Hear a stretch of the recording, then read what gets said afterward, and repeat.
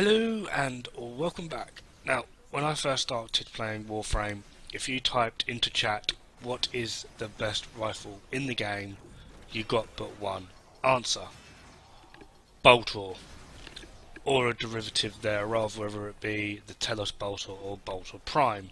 There's still a bit of an argument as to what one is actually better. If you ask me, neither.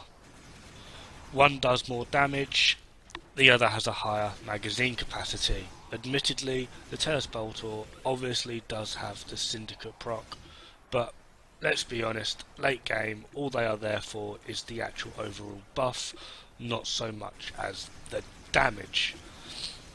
Now, Boltor as a whole has taken a bit of a backseat lately because people are starting to realise the wonders of either how high you can get your crits with certain combinations, or your status, which for me is the big one, which is one of the reasons that even I have fallen out of love with the Boltor Prime, which is what I'm using here, not the Telos Boltor despite the skin. It is simply the lack of status. So what is the Boltor? It's basically a jackhammer that's been turned into an assault rifle. It is a raw damage weapon, and unlike most other raw damage weapons, it has very, very high damage numbers, and after you've got a fair few mods on it, easily be hitting near enough 1,000 on every stat you put on, whether that be the puncture that it comes with naturally, or the corrosive blast, radiation, viral, cold, heat, whatever you want to put on, you can hit seriously high damage numbers. It only has a 5% critical chance, as well as only having a 5% status chance, so you are purely going for how much damage can you whack out. Admittedly, for the star chart, this thing will do you perfectly. It hits like a truck on anything below level 60. Above level 60, you will notice it start to slow down, but it will carry you through to around sortie level.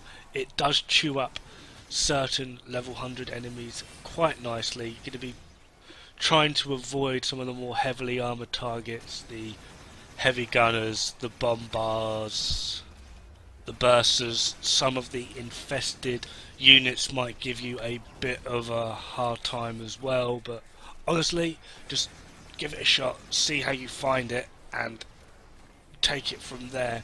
Now, when it comes to just whacking out a raw damage build, there's not too much variation on it. But as you can see here, this is a level 150 Corrupted Heavy Gunner. I'm getting nowhere fast. However, if I take it down to a level 100 Heavy Gunner, the normal, it takes about 2 magazines. It does work. You're just powering through. Although weirdly, I do get the occasional status proc. I think that will be because of my Riven, but these are level 60s. We've got a Broodmother, an Ancient, Tech, a Drover Burster, a Bombard, and a Heavy Gunner. They're all at level 60, and as you can see, I'm just gonna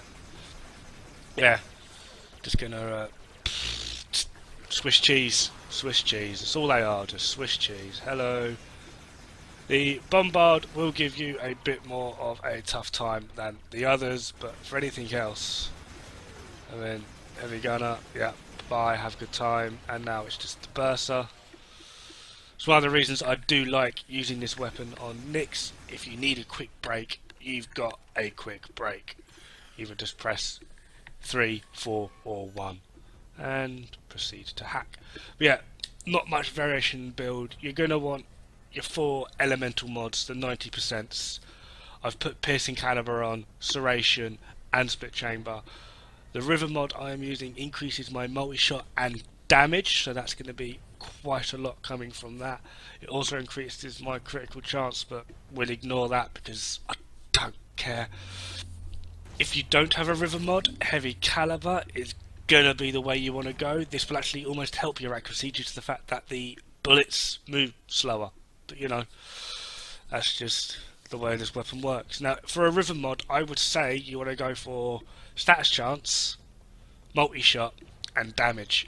And then if you want, if you use the 4 dual stat elemental mods, you can kind of push this more to a status weapon. But, you know, anyway, that's me. Thank you very much, and I will see you soon. Ta-ra!